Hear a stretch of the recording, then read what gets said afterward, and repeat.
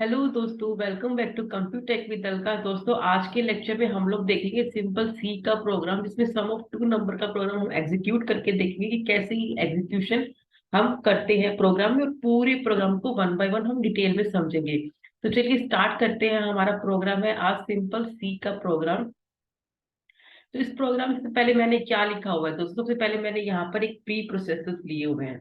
यहाँ पर ये क्या है हमारे, ये हमारे प्री प्रोसेसर है, जिसमें हमने क्या लिया, इंक्लूड करना पड़ता है। ये एक्चुअली हेडर फाइल्स होती है। तो इनको इंक्लूड करने के लिए hash include STD means standard, IO means input output. Standard input output header file को लेना पड़ता है। कौन यानी कि console input output header file को लेना पड़ता है। और अगर आप कोई मैथ्स का फंक्शन एग्जीक्यूट करते हो तो उस केस में आप मैथ्स डॉट एच बी लेते, मैथ डॉट एच बी यहाँ पर लेते हो। मेनली हमें प्रोग्राम में first standard input output and console input output दोनों स्टेटमेंट्स लेनी होती है, ठीक है। अब इसके बाद हम देखते हैं हमारे यहाँ पर मेन फंक्शन आता है। बाय डिफॉल्ट अगर आप यहाँ पे ओनली मेन फंक्शन लेते हो तो ये ऑटोमेटिक इंट को कंसीडर करता है। और अगर आप यहाँ पर इंट लिखते हो तो आपको कुछ ना कुछ रिटर्न करना पड़ेगा, क्योंकि ये हमें वैल्यू रिटर्न करता है कुछ ना कुछ। और अगर आप यहाँ पर वॉइड लेते हो, दैट मीन्स की we doesn't require any kind of value like return and कुछ भी हमें यहाँ पर लिखने की नीड नहीं है। void means कुछ भी वो रिटर्न नहीं करता। अगर आप ये स्टेटमेंट लिखते हो void main, तो आप डायरेक्टली ये स्टेटमेंट लिख दोगे और आपको ये रिटर्न लिखने की नीड नहीं है। बट अगर आप यहाँ पर इंट लिखते हो तो आपको कुछ ना कुछ रिटर्न करवाना ही पड़ेगा। अगर आपके प्रोग्राम में कुछ भी रिटर्न नहीं हो रहा है तो उस केस में आप रिटर्न टू जीरो लिखोगे, ठीक है। तो ये हमारे यहाँ पर बेसिक है। अब हम मेन फंक्शन के अंदर आते हैं। इंटीजर में जैसे कि हमने यहाँ पे हमें क्या करना है, सम ऑफ टू नंबर करना है। एक वेरिएबल है आई, एक वेरिएबल है जे। आई के अंदर वैल्यू कुछ एंटर करूंगी, जे के अंदर वैल्यू कुछ एंटर करूंगी। सपोज मैंने ये वैल्यू एंटर कर दिया। और अब के एक वेरिएबल है, के में आई प्लस जे का आंसर आना चाहिए। तो आई प्लस जे क्या है, 10 + 20 है। तो ये हमारा नॉर्मली लॉजिक है, जो कि इसका आंसर हमारा के अंदर आ जाएगा। तो ये है हमारा मेनली प्रोग्राम। तो सबसे पहले हम क्या करेंगे, वेरिएबल को डिफाइन करेंगे।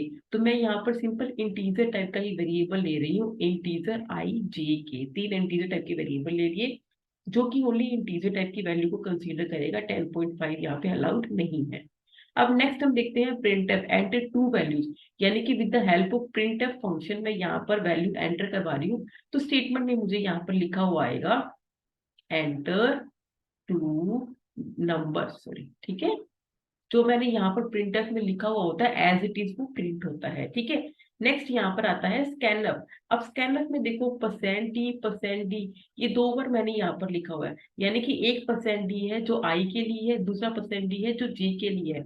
%d क्या होते हैं, फॉर्मेट स्पेसिफायर होते हैं, जो कि %d किसको रिप्रेजेंट करता है, इंटीजर को। और ये हमने ऑलरेडी डेटा टाइप में देख लिया है कि इनके फॉर्मेट स्पेसिफाई %d इंटीजर के लिए, %f फ्लोट के लिए, %c कैरेक्टर के लिए होता है, ठीक है।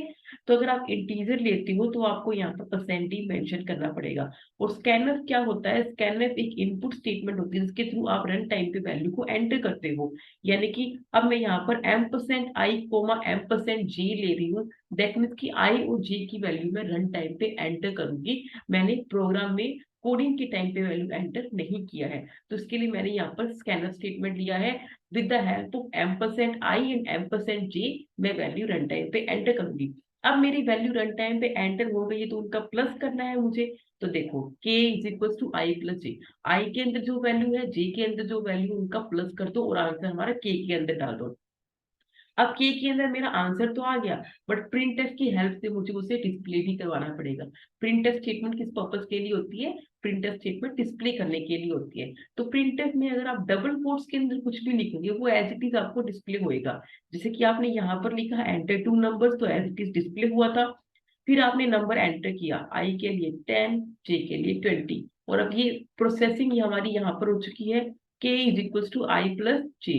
तो अब यहाँ पर हमारा आंसर आएगा सम = 30।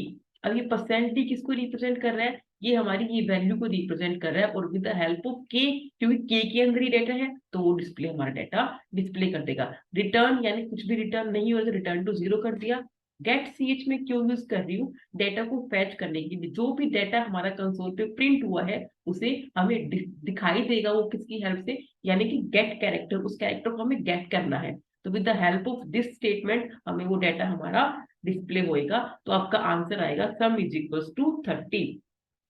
तो ये था हमारा सिंपल सी का प्रोग्राम। तो यहाँ पर सबसे पहले ये हैश इंक्लूड्स, ये सब क्या है, ये हमारे प्री प्रोसेसर डायरेक्टरीज है। तो ये नॉर्मली क्या है, it is a program that does some preparation, ये कुछ प्रिपरेशन करते हैं for the C compiler before a program is compile, यानी कि प्रोग्राम को कंपाइल करने से पहले ये प्रोग्राम कुछ ना कुछ प्रिपरेशन करते हैं, इनकी हेल्प से हमारा प्रोग्राम एग्जीक्यूट होता है।